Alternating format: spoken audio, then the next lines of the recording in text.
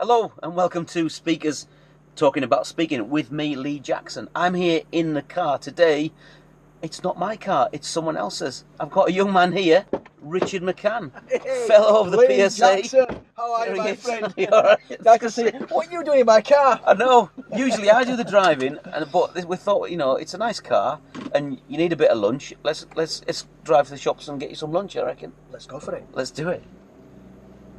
Of course, my driving skills are under observation now. Yes. Just it's all right. You watch the road. I'll ask the questions. It's Okay. all looking good. Go It's all for looking good. So, Richard, tell us a bit about the exact number of talks that you've done, but how on earth did you actually start being a speaker? Well, I got invited. I was on Radio 4 actually, Woman's Hour. Very posh. Very posh. Yeah. I remember going. Basically, my first book came out in 2004, and during the publicity campaign, I appeared on Radio 4, and somebody sent me an email via my very amateur-looking website, which was nothing to do with speaking. It was just a website for the author, Okay. asking me would I be willing to come and speak at an event. Great. And I wasn't a speaker back then, and but I just knew that because of some, because of my journey, because of the low self-esteem that I had, that it might be good for me. Great. So charging £75, 75 whole pounds. and I actually thought that was overcharging. I thought, for 45 minutes, I attended this event. It was for like the local authority. It was a conference for hard-to-reach families, and I went along. It wasn't a keynote. It was a breakout session. And you know what? When I think about it now, I'm a little bit embarrassed. But you've got to start somewhere. 30 people, horseshoe, and all I did was I sat down at the front on a chair. I mean, what they must have been thinking.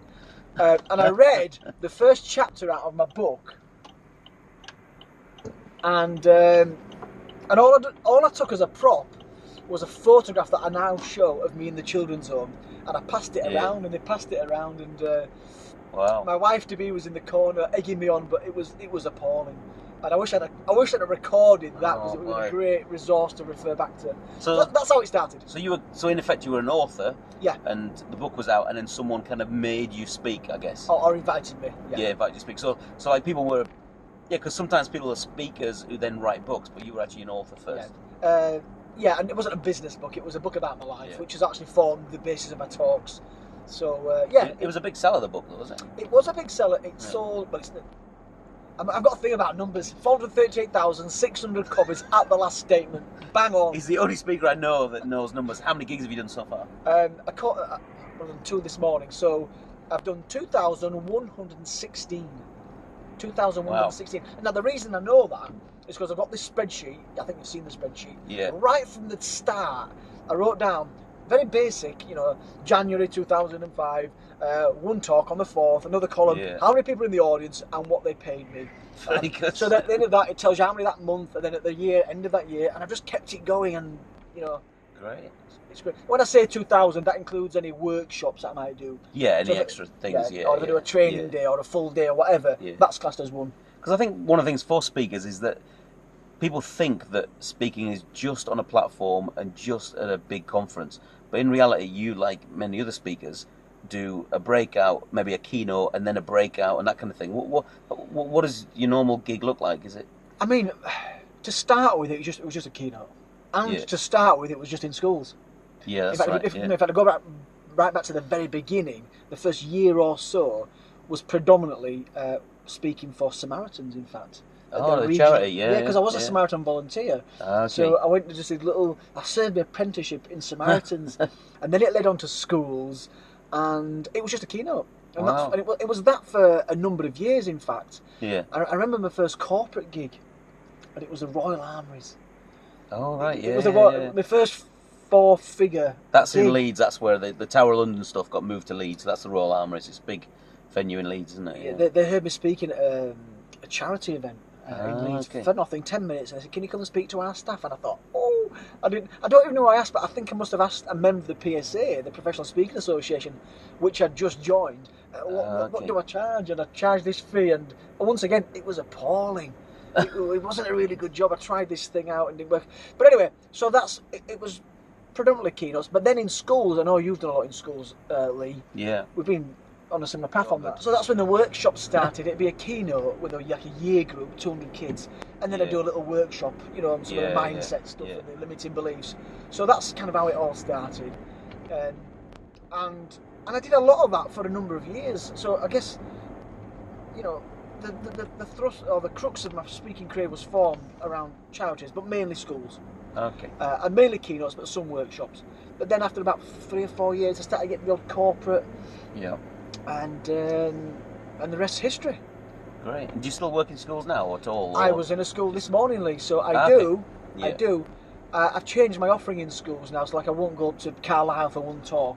Yeah. So, I have the confidence and I'm that busy. I say, listen, you can have me, but it's for half day. Yeah. But there's something really special about, inspiring the next generation. In fact, the school I was in this morning, near York, I got an email, 2 emails in fact.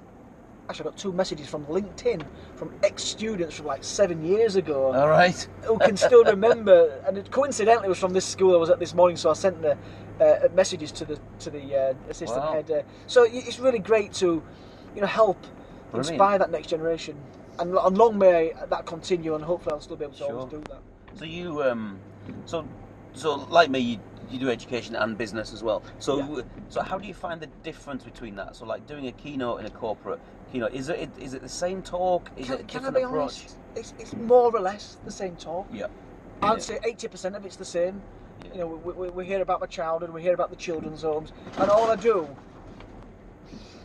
Something rattling in the back there. And isn't that a good example of speaking? Sometimes stuff happens. That's right. Sometimes you just go with what you've got. Sometimes your projector falls out the boot. Yeah. I understand. And all I do is I'll take a story, a signature story within the story, and there might be a different message on there. Okay. So if it's young people, I'll encourage them to do what I did, which was, as a 13-year-old boy, step outside my comfort zone, and I gave a presentation at school, despite being petrified. So the message there will be, and I won the competition, the message there might be, the reason I won it is because I prepared. Yeah. Right? So I'll do the same story within a corporate, and I'll talk about the difference that my leader or my teacher had, and the way that he encouraged me and he spoke from the heart, and I knew that if I failed, he wasn't going to desert me. And so it's the same little story, but with a different nuance woven in there. So in effect it's the same, because I talked to Alan Stevens about storytelling on this program, and he's good on storytelling. So I think in effect it's the same story but a different application. Yeah, absolutely. So you tell the same story but you give it, and that's a great tip for any speakers out there, that you can tell standalone stories, but then you step away from the story and say, this is what it meant to me, this is what it can mean for you. Yeah, and you might need to just change a few little sentences subtly, so because you're going to make a different point here, just to make it crystal clear why it's more relevant for them as leaders or salespeople or whatever it may be. Yeah, very good.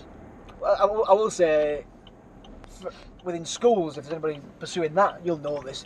You've got to, be a bit more playful. I find, a bit more, a bit like one of the lads and joking to get them on your side. A bit more energy, would you say? I would say so. I mean, I was one recently, and this school's in special measures. You can't come in there and be Mr. Formal. You've got to go in there and go bang and with confidence. If you don't have your wits about you, they're going to eat you alive. Some of these. Yeah. So there's difference. You just adapt, don't you, to the audience. Great. So, what advice would you give to someone who's just starting out with speaking? So, is there like 2 or 3 tips where you forget it? That's it. Forget it. Absolutely forget it. Unless you're going to be determined. You're going to put everything into it. You're going to, because what happens, and you'll have seen it. We've seen it. People come along with great stories, and they don't have this overnight success, or this a year into the career they've only got like 7 gigs, and they throw the towel in. My message would be: you keep at it, be determined, be committed to doing everything within your power to make a success of that business, whatever it may be, speaker business, consultant, coach. Most people don't do that. Yeah. I mean, it took me. Going back to numbers, it took me 2.5 years of persevering before I started to get a wage out of it.